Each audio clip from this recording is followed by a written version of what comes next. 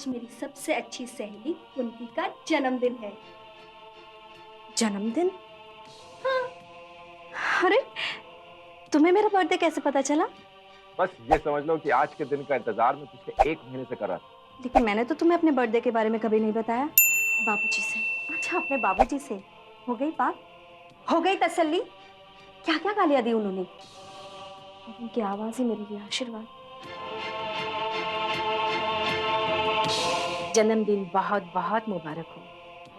मुझे वो दीजिए जो मुझे चाहिए। कुंती, जो मैं तुझे नहीं दे सकती वो मुझसे मत मांग। एक बात मैं आपको साफ साफ बता देना चाहती हूँ कि आज नहीं तो कल मैं अपना अधिकार लेकर आऊंगी।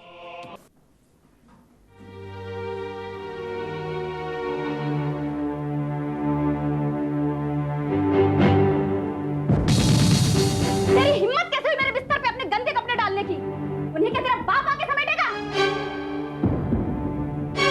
देख शीला, यूं बात बात पर बाप को लाने की जरूरत नहीं। तेरे बिस्तर पर कपड़े रख दिए तो कोई पहाड़ नहीं टूट पड़ा। तूने रखे ही क्यों? मैंने तुझसे एक बार नहीं 1000 बार कहा, मुझसे तो तू दूर ही रहा कर। गंदी, तेरी तो सूरत से ही मुझे नफरत है। तू अपनी बकवास बंद करती है या नहीं? 2 महीने से तुझे मैं बर्दाश्त कर रही हूँ, जब देखो तब भोंकती रहती है। क्या बोली तू? रुक क्यों गई? मार ना, फिर तुझे मैं मजा सिखाती हूँ। मार, मार के दिखा। अरे तेरे जैसी को तो मैं हाथ लगाना भी पाप समझती हूँ। ना जाने कहाँ की गंध अपने पेट में रख के लाई है। तू तो बड़ी सती सावित्री है ना। 900 चूहे खाकर बिल्ली हज को चली। पहले अपने गिरे बान में झांक कर दे तो पता चले।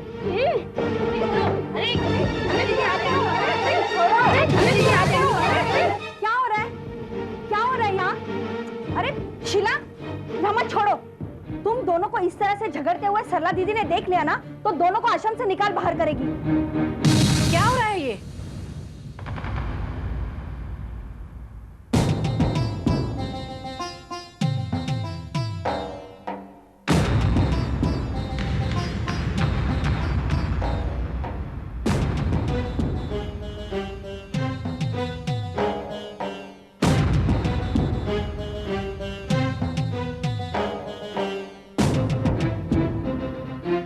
तुम लोगों को यहाँ ठीक से रहना है या नहीं?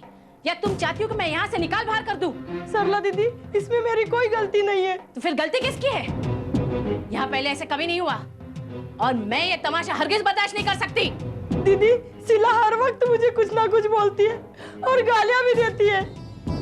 यहाँ आसरा मिल गया है ना, इसलिए मस्ती चढ़ गई है। यहाँ से निकलते ही सबके होश ठिकाने आ जाएंगे। सरला दीदी, पहले इसी ने शुरुआत की थी। मुझे कुछ नहीं सुनना कि किसने क्या किया, पर आइंदा ऐसा होना नहीं चाहिए, वरना बहुत पछताओगे। और रमा, तुझे बगीचे की साफ सफाई के लिए कहा था ना, क्या हुआ उसका? किया दीदी। झूठ बोल रही है, पूरे दिन सोती रहती है। तुम लोग क्या सोचती हो, तुम इस आश्रम में कुछ भी करती रहोगी और मुझे पता नहीं चलेगा? और शीला तुम? दीदी, मैंने रसोई घर के सारे जाले साफ करवा दिए हैं और फर्श को भी पानी से रगड़ रगड़ कर धुलवा दिया है। जब तक तुम यहाँ हो, रसोई घर की साफ सफाई की जिम्मेदारी तुम्हारी। जी दीदी। एक बात हमेशा के लिए गांठ बांध लेना, इस आश्रम के कायदे कानून हैं, यहाँ मनमानी नहीं चल सकती। यहाँ अगर रहना है तो शांति से रहना होगा, जैसे और लड़के और औरतें रहती है। अब जाओ यहाँ से, सब जाओ। और तुम दोबारा मुझे शिकायत नहीं चाहिए, वरना मुझसे बुरा कोई नहीं होगा। जी दीदी।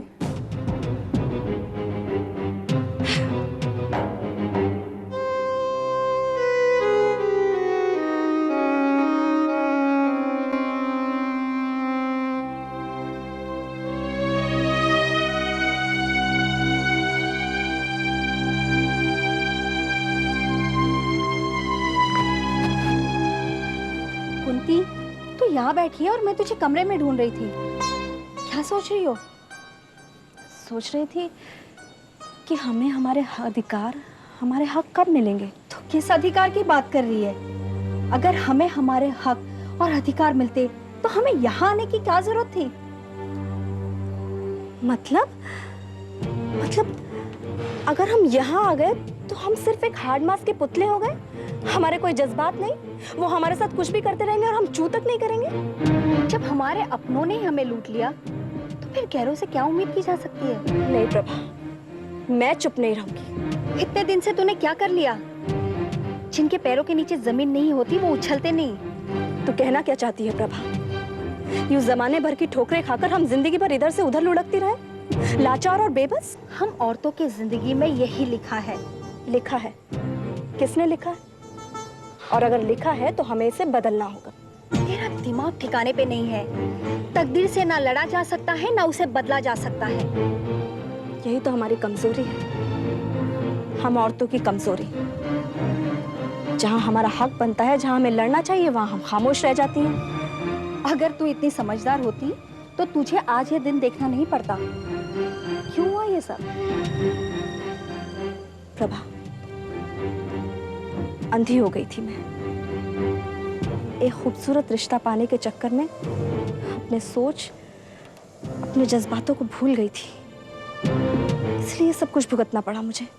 तो मान ले कि हम औरतें बेवकूफ होती है। ये दुख दर्द, ये तकलीफ हमारी जिंदगी का आखिरी सच है। इस बात से समझौता करके जिंदगी तो नहीं गुजारी जा सकती ना प्रभा।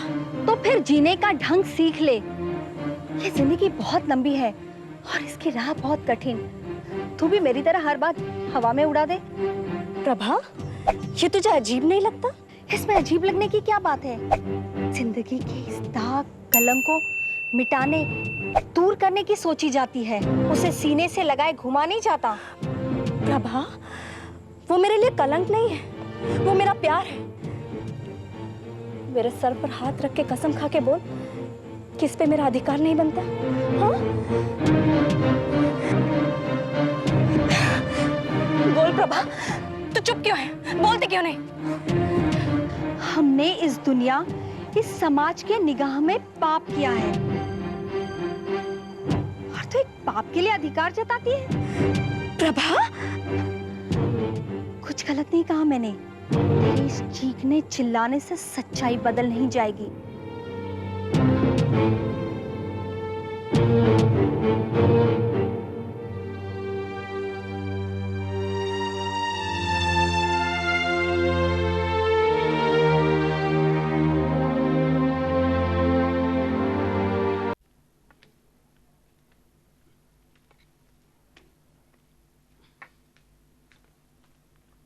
क्या है अब्दुल? जी चिट्ठी है, किसकी है? उसी कुंती की जो हमेशा आती है। ला मुझे दे दो, मैं उसे देती हूँ। जैसी आपकी मर्जी।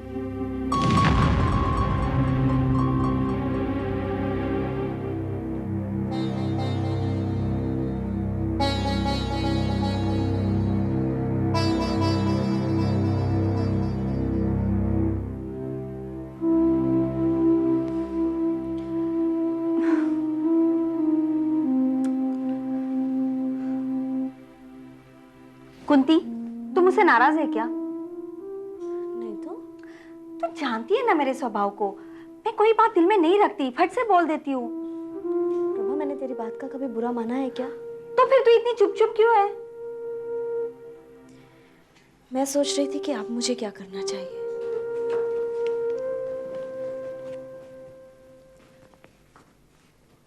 कुंती, तुम्हारे लिए चिट्ठी।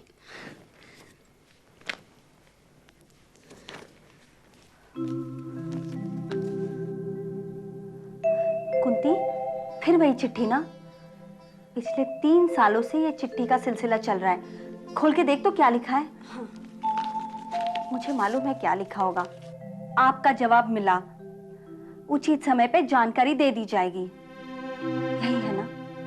हाँ, यही लिखा है। कुंती, अब तू क्या करेगी? प्रभा, मैं इतनी जल्दी हार मानने वाली नहीं हूँ।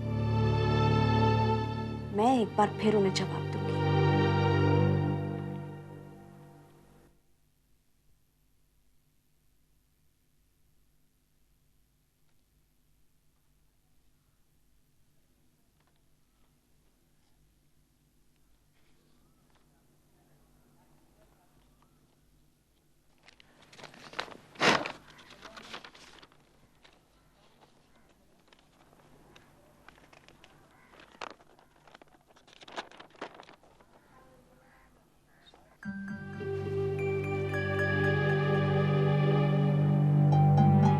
आपकी कुंती।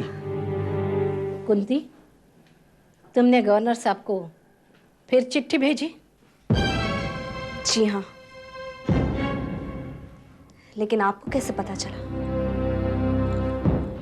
मुझे आश्रम की हर हरकत पर नजर रखनी पड़ती है। पिछले 3 सालों से पत्र व्यवहार चल रहा है, ये कोई नई बात तो नहीं है। कुंती, तुम मेरे स्वर्गवासी सहेली की बेटी हो, तुमको मुझ पर भरोसा रखना चाहिए। अब मुझे किसी पर भी भरोसा नहीं रहा। तुम ये जिद छोड़ दो। तुम क्या समझते हो, गवर्नर साहब को और कोई काम नहीं है? वो तुम्हें ऐसे ही मिल जाएंगे? उन्हें मुझसे मिलना पड़ेगा। मैं उनसे पूछना चाहती हूँ कि एक अकेली औरत को उन्होंने बर्बाद क्यों किया? तुम्हारी बर्बादी की जिम्मेदार गवर्नर साहब कैसे हुए? यही तो मैं उनसे जानना चाहती हूँ कि आखिर जिम्मेदार कौन है? गवर्नर होने का मतलब ये नहीं कि वो मेरी मासूमियत, मेरी मजबूरी का फायदा उठाए। कुंती, तुम होश में नहीं हो। जिसने इतने धोखे खाए हो, वो होश में रह भी कैसे सकता है? तुम अपनी बाकी की जिंदगी क्यों खराब कर रही हो? मेरी जिंदगी में बचा ही क्या है? सब कुछ तो छीन लिया। क्यों मेरे साथ विश्वासघात किया गया? क्यों मुझे धोखा दिया गया? अपने जज्बात को काबू में रखो। तुम दुनिया की अकेली लड़की नहीं हो जिसके साथ ये हुआ है। लेकिन मेरे साथ ही ऐसा क्यों हुआ? मैंने किसी का क्या बिगाड़ा था? क्यों मेरे एहसास, मेरे जज्बात, मेरे ख्वाबों का खून किया गया? इसका जवाब तुम गवर्नर साहब से मांगना चाहती हो? अरे तुम्हें अंदाजा है उनकी हैसियत का, उनके रुतबे का? अरे तुम्हारी हैसियत ही क्या है उनकी बराबरी करने की? हेलो, कौन?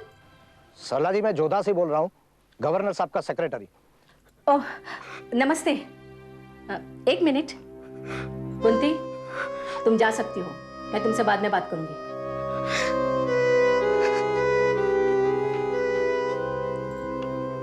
हेलो, जोधा सिंह जी।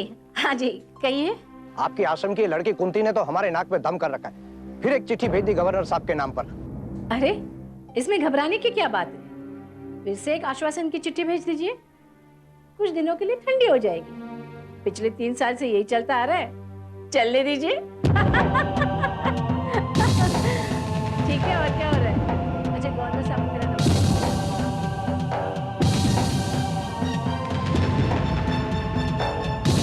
तूने सरला दीदी को बात करते हुए अपने कानों से सुना, तो फिर तुम उनको जाके कुछ बोली क्यों नहीं? क्या बोलूं मैं? इसका मतलब है सब कुछ जानने समझने के बाद भी तुझे कुछ भी नहीं हुआ? प्रभा, सब कुछ जानने समझने के बाद भी मुझे नासमझ बने रहना पड़ेगा। लेकिन क्यों? कुंती, तुम उनको जाके कुछ पूछती क्यों नहीं कि वो तुम्हारे साथ ऐसा क्यों कर रही है? तेरी जगह मैं होती ना तो इस सारे आश्रम में तूफान खड़ा कर देती। प्रभा, जिस सच्चाई की तलाश में मैं निकली हूँ, उसके लिए खामोश रहना बहुत जरूरी है। पता नहीं तू क्या कह रही है। अरे, वो तुम्हें अंधेरे में रखकर सरासर धोखा दे रही है। जिसने जिंदगी में इतने धोखे खाए हो, उसके लिए ये तो कुछ भी नहीं है। इसका मतलब है ये सब कुछ जानने समझने के बाद भी तुझे कोई तकलीफ, कोई परेशानी नहीं हुई? तकलीफ हुई थी ना। एक बार मन हुआ कि जाकर उनसे पूछूं कि इतने सालों से वो मेरा मजाक क्यों उड़ा रही थी। लेकिन क्या?